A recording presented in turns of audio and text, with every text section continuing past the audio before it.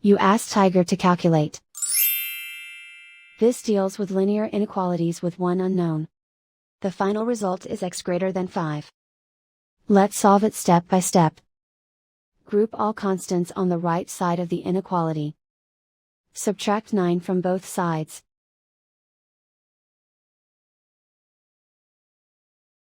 Simplify the arithmetic.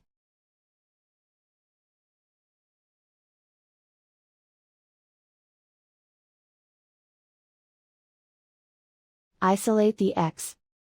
Divide both sides by 8.6.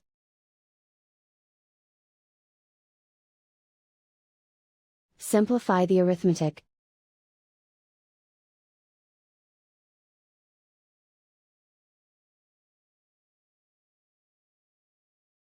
Plot the solution on a coordinate grid. And so the final result is x greater than 5.